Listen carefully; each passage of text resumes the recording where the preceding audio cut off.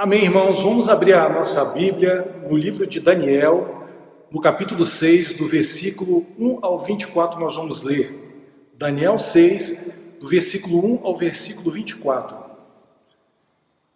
Diz assim: Dario decidiu constituir 120 governadores para que eles administrassem todo o seu reino.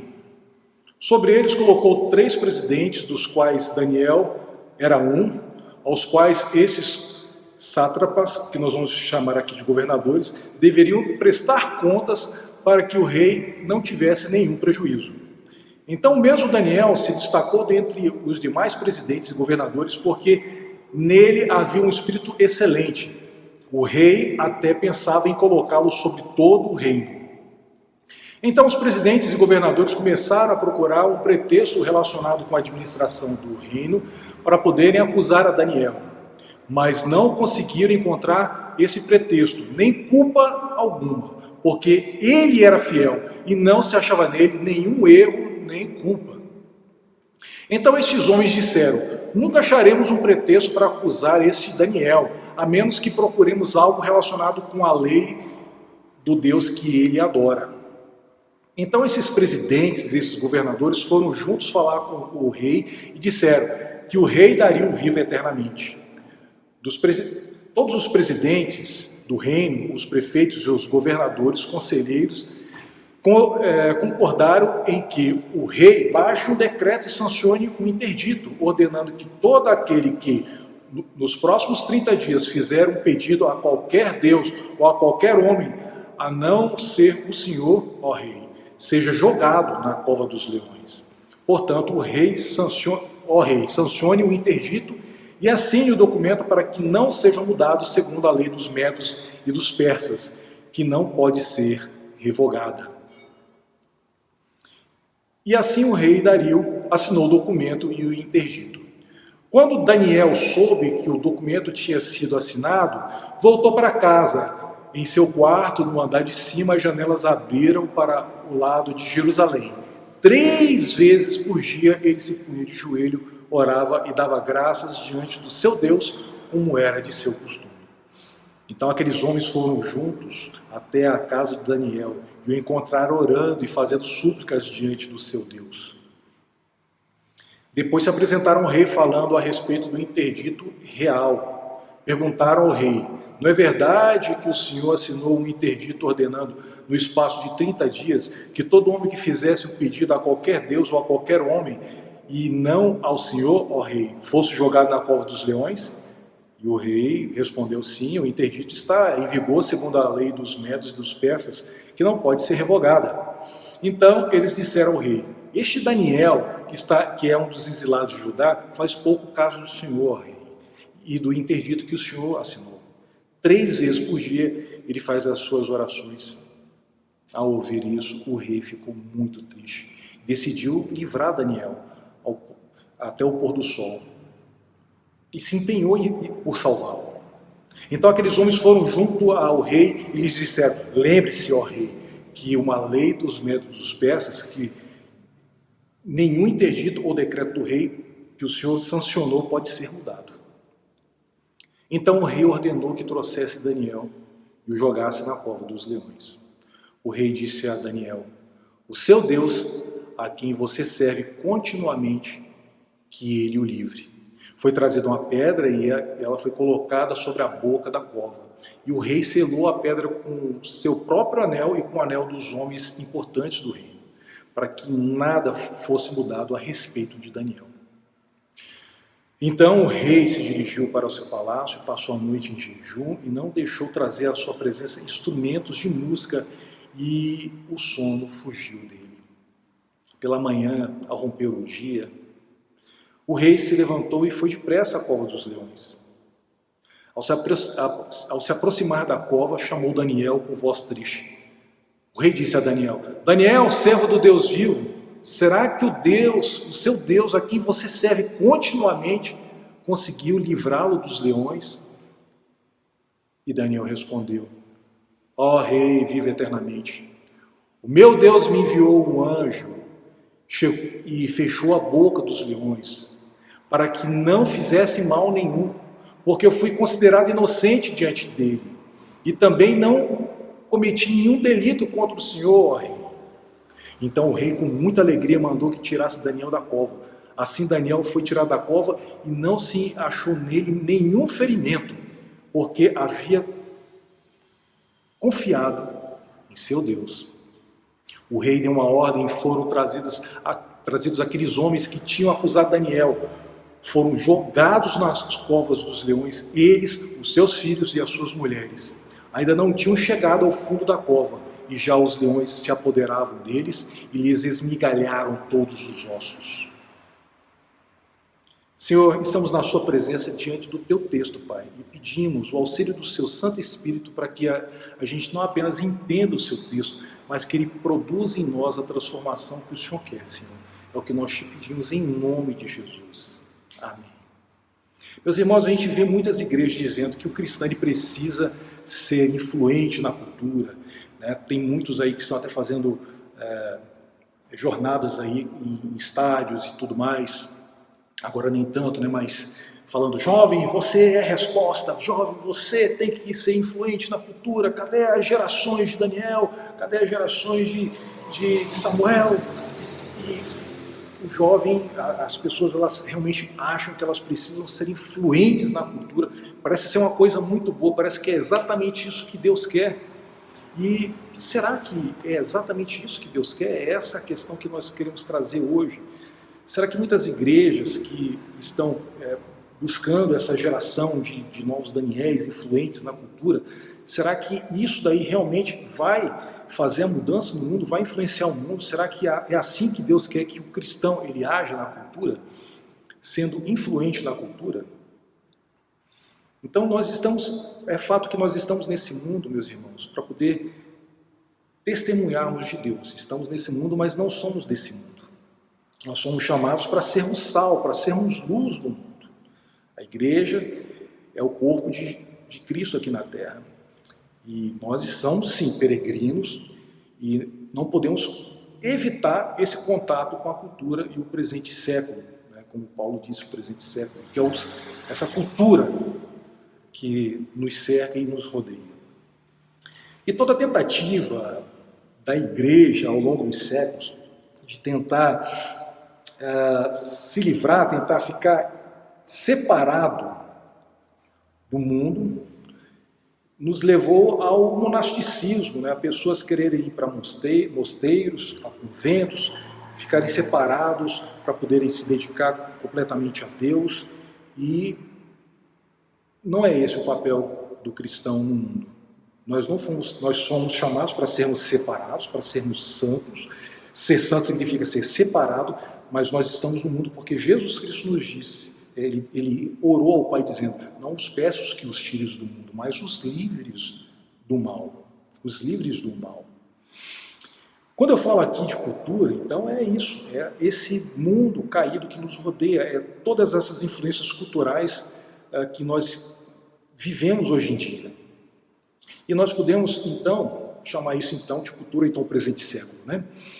Então, o cristão é como uma canoa numa lagoa. O problema não é a canoa na lagoa. A canoa na lagoa é natural, é normal. O problema é a lagoa na canoa. A lagoa na canoa, a canoa vai afundar.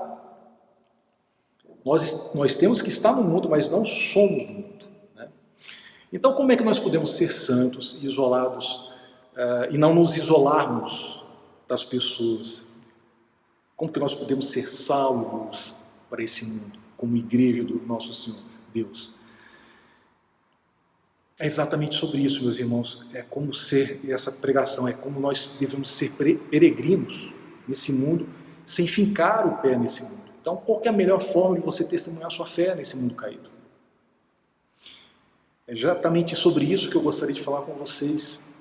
A Bíblia ela tem vários personagens bíblicos que viveram na cultura dos seus dias, mas foram servos, tementes e fiéis. Foram chamados, inclusive, de heróis da fé, porque eles trouxeram o testemunho de Deus para os seus dias. E nós podemos buscar essas histórias para as nossas vidas também, para que a gente realmente sirva a Deus da forma correta. Uma dessas histórias, então, é de Daniel e dos seus 3 amigos, quando eles foram levados para o cativeiro na Babilônia, como escravos. Ali em Daniel 6, a gente vê ali Daniel na cova dos leões, aí, que é um épico universal. Todo mundo conhece essa história, mas será que as pessoas sabem explicar corretamente essa história? O povo de Israel ele tinha se corrompido, se esqueceram de Deus, e Deus permitiu que eles ficassem como escravos na Babilônia durante 70 anos. E ali foi Daniel com seus 3 amigos, ainda adolescentes, e tiveram que aprender toda a cultura do império para poder servir ao reino de Nabucodonosor. E depois tinham passado outros reis, até chegar o rei Dario, que já era não mais o Império Babilônico, mas o Império Medo-Persa. E Dario era o rei do Império Medo-Persa. E agora Daniel, já com mais de 80 anos, ou seja, quando o Daniel foi jogado ali na cova dos leões, ele já não era mais um jovem, como a maioria das pessoas pensa, ele já era um senhor de mais de 80 anos. E nós podemos ver que esse exemplo de Daniel ele pode ser realmente um exemplo a ser seguido por todos nós, de testemunho do Senhor na cultura, testemunho nosso na cultura. Então é exatamente esse tema que nós queremos trazer com base nesse texto, com base na vida de Daniel. Os 3 papéis do cristão na cultura. E o primeiro papel do cristão na cultura, segundo essa história de Daniel, é ser fiel. Daniel foi fiel a Deus. Olha só, os inimigos de Daniel, aqueles políticos todos, eles estavam com inveja de Daniel, porque ele tinha uma moralidade, uma retidão em tudo aquilo que ele fazia. Então eles buscaram todos os pretextos de tentar atacá-lo, mas não encontraram nada. Atacaram o quê? A fé dele. Atacaram o Deus dele, que eles sabiam que isso daí ia ser o ponto fraco dele. Fizeram com que o rei Dario assinasse um decreto que não poderia ser revogado, de que todos aqueles que fizessem qualquer pedido a qualquer Deus e a qualquer homem que não fosse o rei deveriam ser jogados na cova dos leões. Na cova dos leões era um buraco, né, com um monte de leões famintos, e iria ser morto, ia ser comido ali por aqueles leões. E o rei gostava de Daniel, mas não sabia que essa era a intenção daqueles políticos. E assinou aquele decreto. E aí, aqueles políticos fizeram de tudo para poderem ficar vigiando a vida de Daniel. Mas o que foi que Daniel fez? Ele continuou sendo fiel a Deus. Quando ele ficou sabendo daquele decreto do rei, simplesmente Daniel continuou fiel. Ele voltou para sua casa e continuou fazendo o que ele fazia diariamente. Ele orava 3 vezes ao dia. Então, esse é o primeiro papel do cristão. Mesmo com todas as dificuldades, Deus pede para que a gente seja fiel. Este é o primeiro papel do cristão na cultura, é ser fiel. O segundo papel do cristão na cultura é ele ser testemunha com a sua própria vida. Daniel agora estava correndo risco de vida. E ele não escondeu isso. Ele não escondeu a sua fé, ele não escondeu que ele estava orando 3 vezes por dia. O texto diz que 3 vezes por dia ele se punha de joelhos, orava e dava graças diante de Deus, como era do seu costume. Ou seja, Daniel não passou a orar somente depois que começaram a vir os problemas para com ele. Ele orava diariamente porque era costume dele. E agora, mais do que nunca, ele tinha agora um novo pedido de oração, né, para que Deus tivesse misericórdia da vida dele. Até para poder servir também de testemunho. O que Daniel queria, ao continuar tendo essa rotina, esse costume de orar 3 vezes ao dia, era realmente testemunhar com a sua própria vida para aquelas pessoas que não acreditavam no Deus verdadeiro. Então, esse é o segundo papel, o papel de sermos testemunha com a nossa própria vida. Então, o testemunho de Daniel ele não começou ali quando ele foi salvo da cova dos leões, né? O principal testemunho de Daniel foi viver uma vida íntegra, uma vida inteira de testemunho da sua fé. Portanto, meus irmãos, o primeiro papel do cristão, como eu disse, é ser fiel. O segundo ser testemunha com a sua própria vida. E o terceiro papel do cristão na cultura é esperar o livramento somente de Deus. Nos nossos momentos de dificuldade, o que acontece? As pessoas acabam esperando elas ficam analisando a nossa vida para ver como que a gente reage com a nossa fé de verdade. Em quem que nós vamos colocar a nossa confiança? Em quem que nós vamos esperar livramento? Elas ficam pensando, será que eles vão esperar somente livramento em Deus, nesse Deus aí que eles servem? Muitas pessoas elas ficam esperando esse momento acontecer, de dificuldade, de angústias, de dores, de doenças. Elas ficam ali. E o terceiro papel é esse, é a gente esperar livramento somente em Deus. As pessoas, elas queriam saber como é que Deus, ali naquele contexto, aqueles políticos, eles queriam saber agora, vamos ver como é que o Deus de Daniel vai livrá-lo da cova dos leões. O decreto já tinha sido assinado, não podia ser revogado. Então eles estavam esperando, vamos ver agora, será que Daniel vai implorar o rei? Ele não fez isso. E o rei também estava esperando saber como que Daniel iria se livrar daquilo ali. Será que Daniel vai esperar somente em Deus? Olha só o que o rei Dario fala no versículo 16. O rei disse então a Daniel: o seu Deus, a quem você serve continuamente, que ele o livre. O rei também esperava de Daniel que ele realmente apelasse para o seu Deus. E falou, bom, agora é a hora, Daniel, de você mostrar se o seu Deus realmente vai te livrar da cova dos leões. Mas ele falou isso não com um intuito ruim, ele realmente ficou bastante triste. Tão triste que ele voltou para sua casa e nem sequer conseguiu dormir à noite. Ele estava esperando saber como que Daniel iria ser liberto, como que o Deus de Daniel iria libertá-lo. E se o Deus de Daniel realmente poderia libertá-lo. Então, a maioria das vezes, a gente pede para Deus para a gente não passar por tribulações. E as tribulações, ninguém gosta de passar por tribulações e sofrimentos. E a gente até acaba fazendo associação muito negativa com as tribulações, achando que as tribulações é a ausência, a falta de Deus na nossa vida. Ou então, as tribulações são porque a gente pecou, porque a gente errou, então a gente está sendo castigado por Deus. O escritor C.S. Lewis, o escritor de As Crônicas de Nárnia, ele escreveu que o sofrimento é o megafone de Deus que ele usa para falar com seus filhos. O sofrimento é o megafone de Deus que ele usa para falar com seus filhos. Meus irmãos, o livramento do mal na vida de Daniel não foi só da cova dos leões, ele tinha consciência disso. A vida inteira ele passou por livramentos de Deus. Então ele esperava simplesmente que o livramento viesse de Deus. Então, meus irmãos, a conclusão que nós chegamos com a história de Daniel é de sua fidelidade e seu testemunho de fé. De uma pessoa que esperava sempre em Deus. Ele não apelava para outras coisas que o livrassem, mas sempre esperando em Deus. Assim como Davi e outros heróis da fé. Nós também devemos fazer a mesma coisa. Devemos aprender com esses homens, os pecadores, mas que sempre foram fiéis, temente a Deus, testemunhavam da sua fé com a sua própria vida e esperavam somente em Deus. Então, nós podemos inclusive dizer que a história de toda a Bíblia, assim como a história do livro de Daniel, não é sobre pessoas e personagens.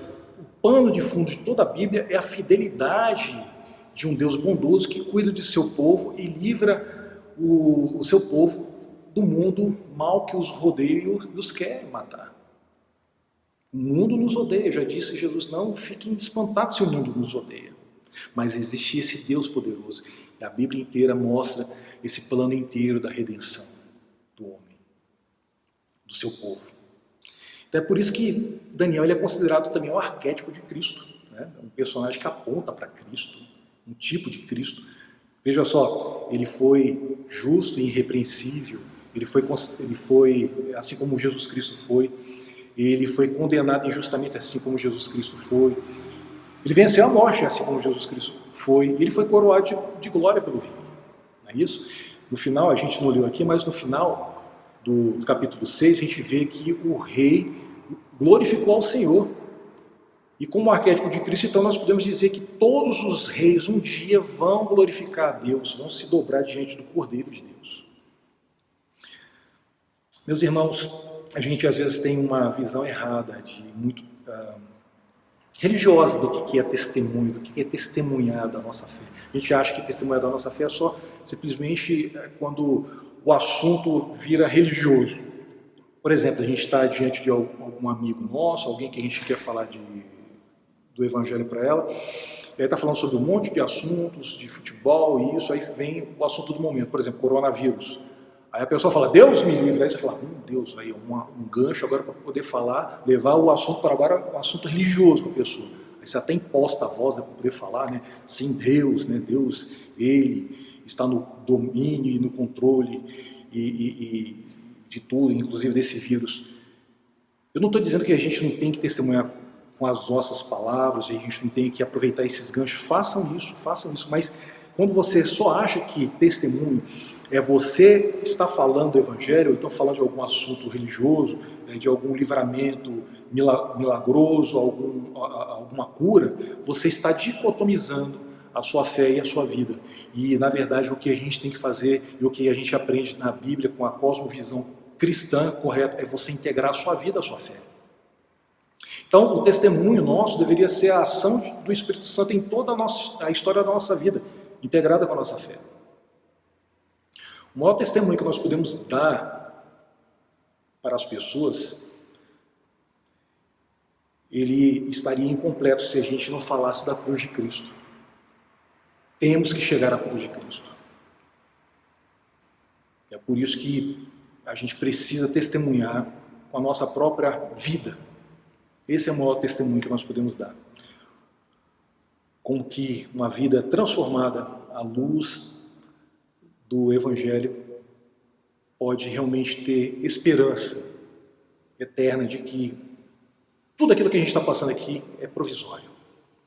A primeira aplicação que eu gostaria de trazer com esse texto, meus irmãos, é que nós temos que buscar sermos fiéis mais do que sermos influentes. Não busque ser influente culturalmente, busque ser testemunha fiel a Deus.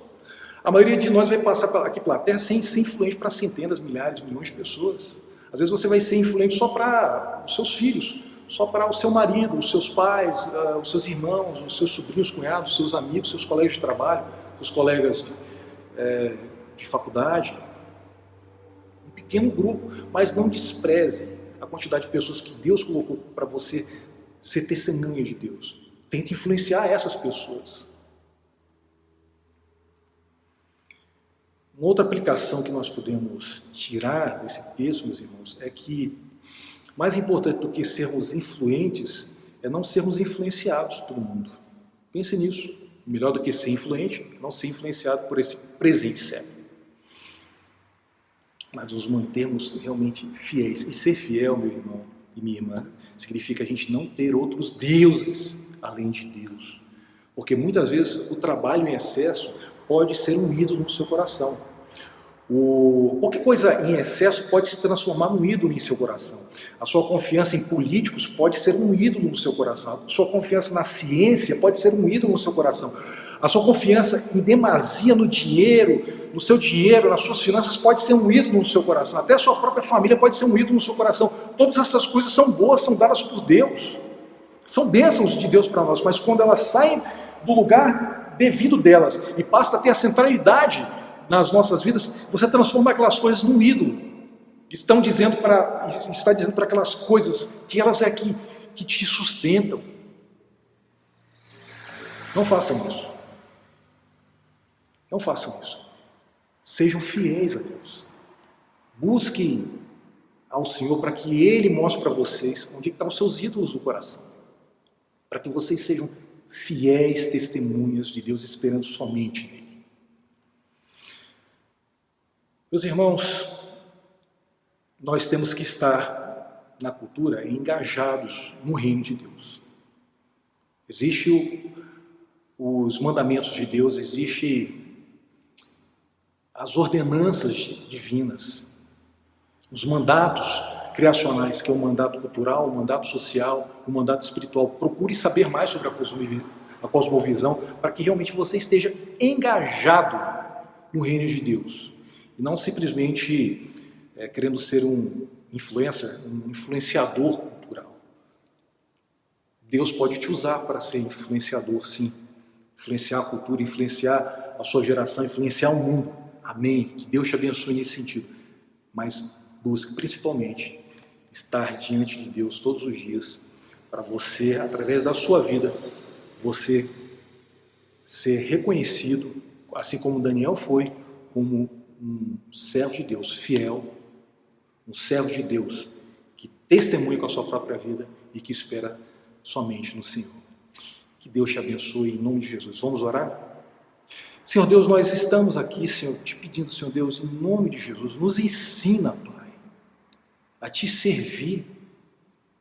Nos ensina, Senhor Deus, a ganharmos as pessoas para ti, Senhor Deus, da forma correta, Senhor. Não queremos buscar os nossos próprios méritos, não queremos buscar atenção para nós mesmos, mas somente para ti, Senhor. Que nós estejamos engajados no reino de Deus, mais do que buscando holofotes de querer sermos influenciadores da cultura, Pai. Mas que o Senhor quiser também, o Senhor nos use nesse sentido também, nos prepare nesse sentido também, assim como o Senhor preparou a Daniel e os seus amigos, Senhor, assim como o Senhor preparou a muitos, Pai. Que o Senhor nos abençoe, Pai, para podermos entender a sua palavra. É o que nós te pedimos em nome de Jesus, Senhor. Abençoa, Pai, a Igreja Presbiteriana da Esperança, todo o trabalho que nós temos feito de querigmático, de anunciar o Evangelho, mas também o papel também, Senhor, de estarmos junto com a Associação Esperança, atendendo, Senhor Deus, ao seu chamado para sermos sal e luz e a proclamarmos a sua glória, Senhor Deus, ao mundo, Pai. Que as pessoas, elas venham a te conhecer através dessa associação também, Senhor. Usa as nossas vidas nesse sentido, Senhor. Usa, Senhor Deus, a cada um aqui, Senhor, que está escutando a sua mensagem, Pai.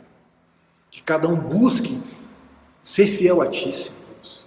Cada um busque ser testemunha sua com a sua própria vida, Senhor Deus, esperando somente em ti. É o que nós te pedimos em nome de Jesus. Amém. Que Deus te abençoe, meu irmão, que Deus te abençoe, minha irmã, em nome de Jesus.